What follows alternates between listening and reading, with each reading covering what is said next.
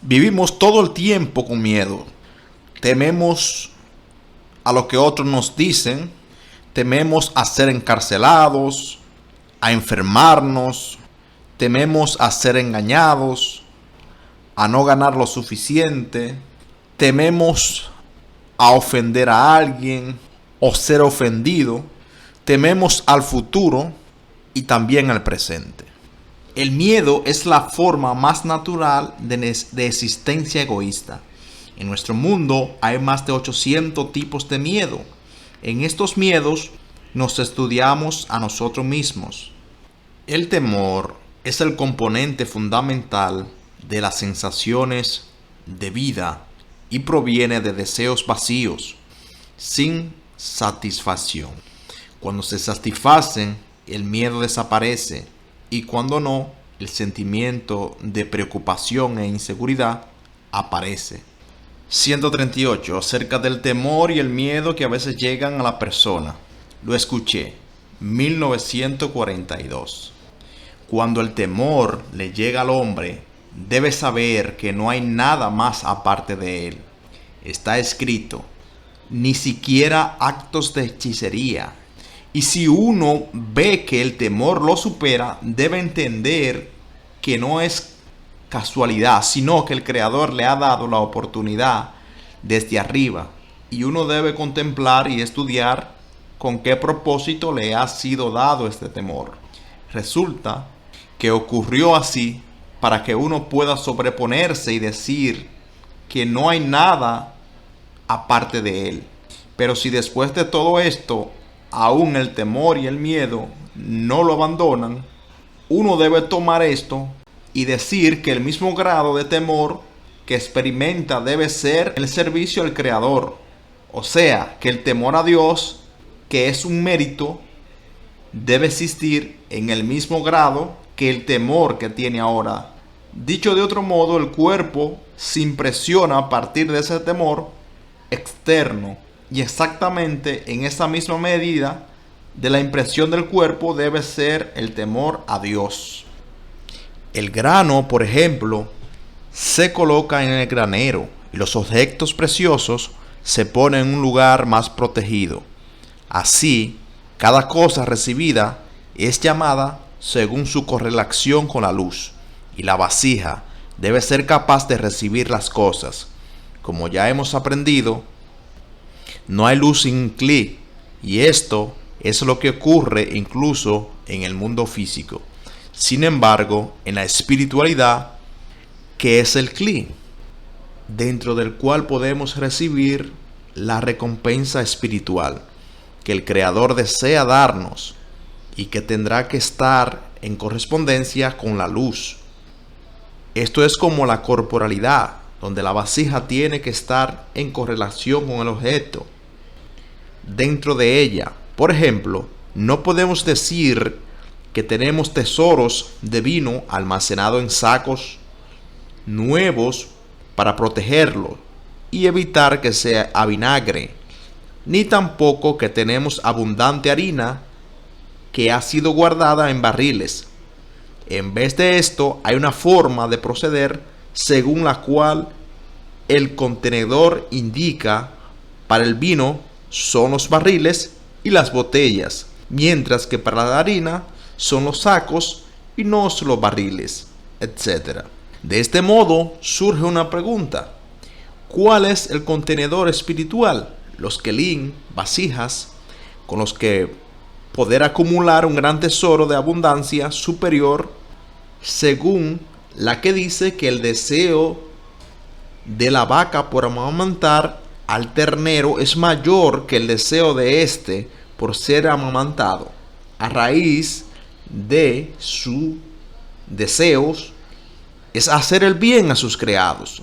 Y la razón del Tzimtzum, restricción, debemos creer que es por nuestro propio bien, y el motivo debe ser que no tenemos las vasijas apropiadas para albergar la abundancia, del mismo modo que las vasijas corporales deben ser aptas para contener lo que se deposita en ellas. Por lo tanto, debemos afirmar que si conseguimos los kelim, tendremos con qué sostener los agregados de abundancia. La respuesta a esto es que en la tesorería del Creador existe solo el tesoro del temor de Dios. Ver a Job 33. Sin embargo, debemos interpretar que es el temor un cli.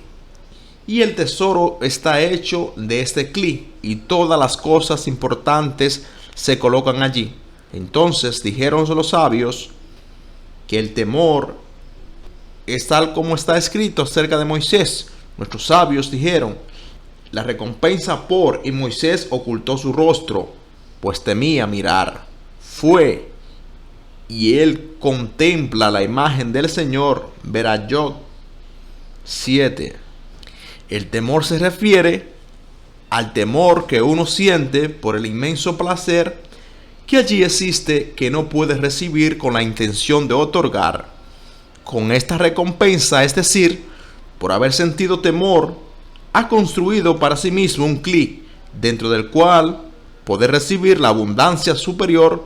Este es el trabajo del hombre, y todos los demás lo atribuimos al Creador. Sin embargo, no es así con respecto al temor, porque el significado del temor no es recibir, y lo que el Creador otorga lo da para que sea recibido, y este es el significado de todo está en manos de Dios, salvo el temor a Dios.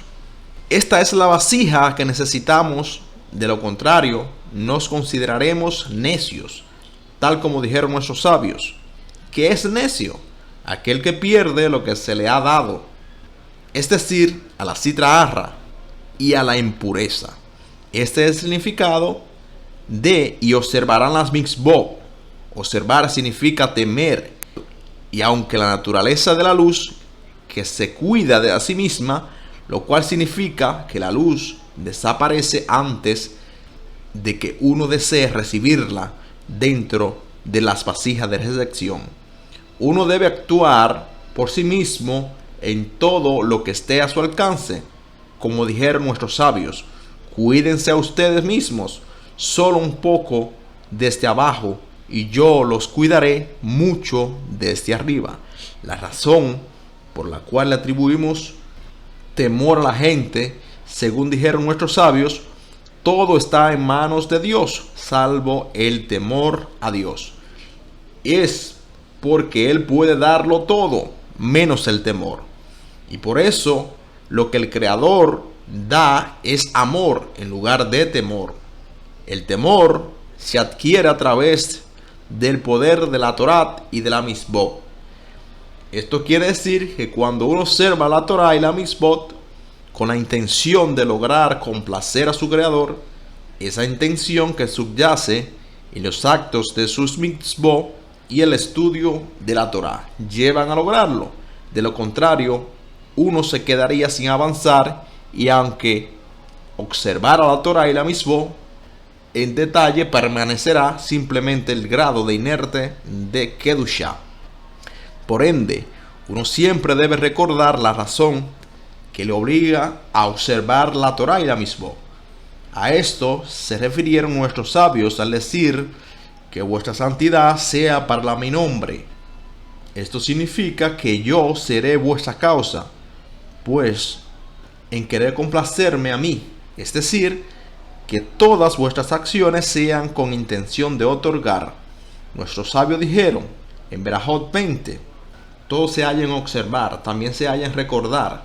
Esto significa que todos aquellos que observan la Torá y la Mitzvot lo hacen con la intención de lograr recordar, a modo de cuando yo me acuerdo de Él no me permite dormir. Por consiguiente, observarle es lo primordial para lograr recordar. Por lo tanto, el deseo de uno consiste en recordar que el Creador es la causa por la que se observan la Torá y la Mitzvot. Esto se debe a que resulta que la razón y causa de observar la Torá y la Mitzvot es el Creador, ya que sin eso uno no puede adherirse a Él, porque Él y yo no podemos habitar en la misma morada debido a la disparidad de forma. La razón de que la recompensa y el castigo no sean revelados, que solo debamos creer en la recompensa y el castigo, se debe, el Creador desea que todos trabajen para Él y no para sí mismo. Esto se discierne como disparidad de forma con respecto al Creador. Si la recompensa y el castigo fueran revelados, uno trabajaría por amor a sí mismo, es decir, para que el Creador lo ame, o por odio a sí mismo, es decir, que por medio a que el Creador lo odie. Esto implica que el motivo para el trabajo es únicamente la persona, no el Creador, y el Creador desea ser el motivo determinante. Así vemos que el temor se manifiesta precisamente cuando uno reconoce su bajeza y dice que está sirviendo al rey, es decir, que su deseo de otorgarle a él es un gran privilegio, y eso es más valioso que lo que uno pueda expresar. Esto obedece a la regla que sostiene que cuando uno le da a una personalidad importante, es como si recibiera de ella. En la misma medida en que uno siente su bajeza, puede uno empezar a apreciar la grandeza del Creador y se despertará el deseo de servirle a Él. Pero si uno es orgulloso, el Creador dice: Él y yo no podemos habitar en la misma morada. Este es el significado de un necio. Un malvado y un grosero son la misma cosa. La razón de esto es que al no sentir temor, es decir, al no poder rebajarse ante el Creador, ni decir que es un gran honor servirle a Él sin recompensa alguna, uno no puede recibir ninguna sabiduría del Creador y permanece como un necio. Entonces, aquel que es necio es malvado, como dicen nuestros sabios. Uno no peca menos que haya sido alcanzado por la necedad.